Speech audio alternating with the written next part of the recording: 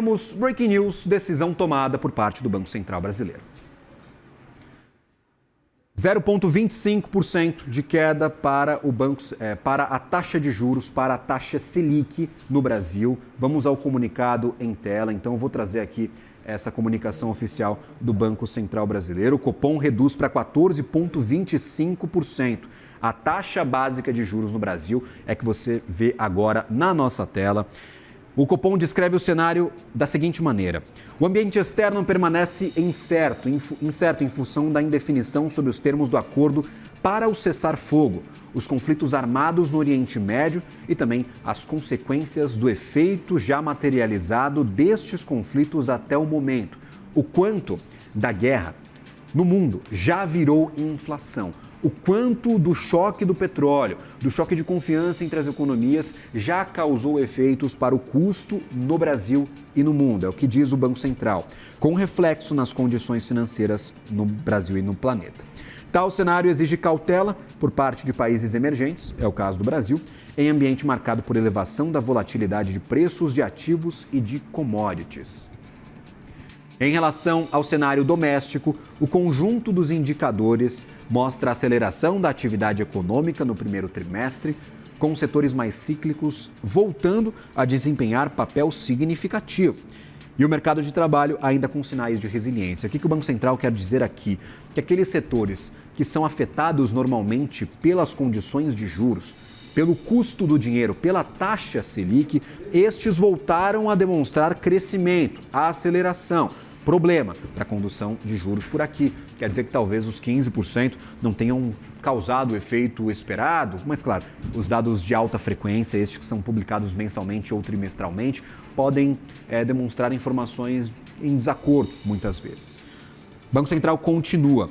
O mercado de trabalho ainda dá sinais de resiliência. O desemprego no Brasil continua baixo, não está aqui no comunicado, mas eu trago este panorama, apesar da restrição monetária. Nas divulgações mais recentes, a inflação cheia e as medidas subjacentes aceleraram, distanciando-se adicionalmente da meta para a inflação, superando seu limite superior na última leitura. São aqueles 4,7% de inflação que trazemos há pouco em uma arte separada por nossa equipe. As expectativas de inflação para 2026 e 2027, apontadas pela pesquisa Focus, permanecem em valores acima da meta, situando-se em 5,30% e 4,1% respectivamente. Agora, talvez o trecho mais importante. A projeção de inflação do Copom, aquela que é retirada do modelo do Banco Central, para o quarto trimestre de 2027, que é o atual horizonte relevante da política monetária, está em 3,7% no cenário de referência, ainda acima da meta, que é de 3%. Os riscos para a inflação, tanto de alta quanto para baixa, permanecem mais elevados. E aqui nós temos um balanço de riscos assimétrico, porque temos 4 riscos para aumento da inflação, e 3 riscos para queda da inflação abaixo do horizonte, abaixo da projeção que está sendo tomada como cenário base. Vamos lá. Primeiro cenário de risco. Uma desancoragem das expectativas de inflação por um período mais prolongado, com horizontes mais longos, incorporando impactos potenciais de segunda ordem dos choques de oferta relacionados a petróleo, derivados e também os efeitos climáticos sobre produtividade agrícola e custos de energia. E aí ele traz guerra e El Niño como fatores determinantes para esta inflação mais desancorada por mais tempo. 2. Uma maior resiliência da inflação de serviços do que a projetada em função de um hiato do produto mais positivo, de uma economia crescendo mais do que o seu potencial. Terceiro, risco de aumento da inflação acima do cenário base do Banco Central. Uma conjunção de políticas econômicas externa e interna que tenham um impacto inflacionário maior que o esperado, por exemplo, por meio de uma taxa de câmbio persistentemente mais depreciada, $1 mais alto.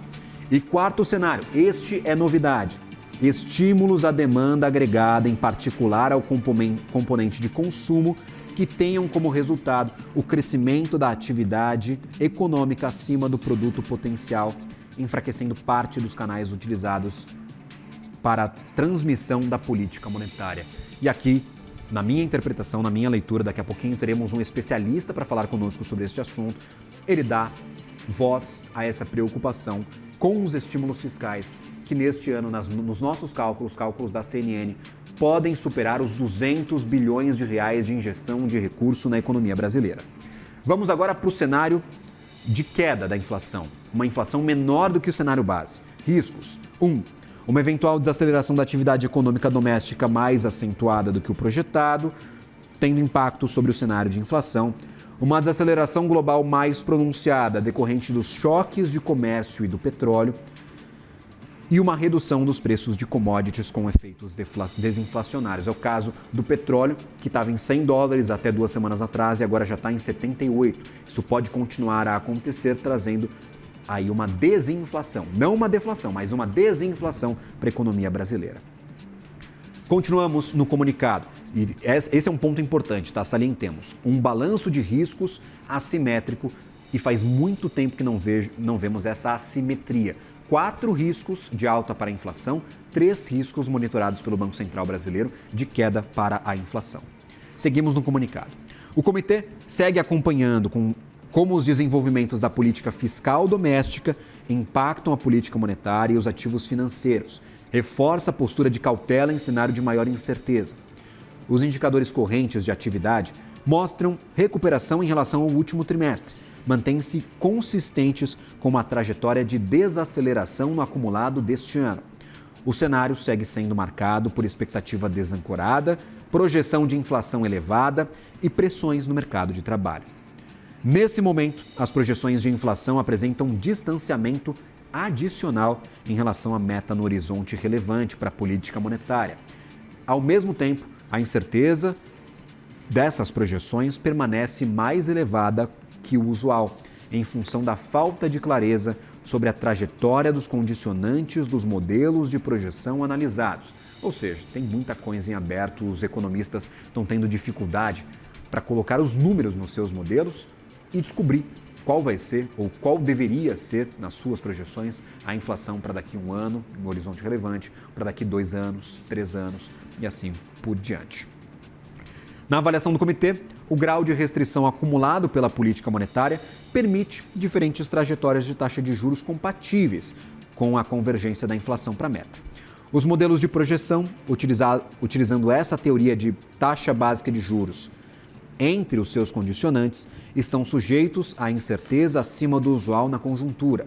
Essas incertezas se somam ao cenário de choque de oferta, o que fundamenta a graduação, ao menos parcial, de seus efeitos sobre a dinâmica futura de preço.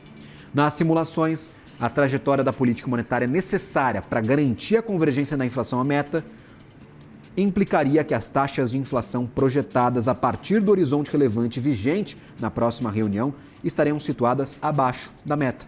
Nessas condições, o comitê avalia que trajetórias alternativas, garantindo convergência da inflação à meta no primeiro trimestre de 2028, o horizonte relevante a partir da sua próxima decisão, são compatíveis com a suavização na variação dos agregados macroeconômicos.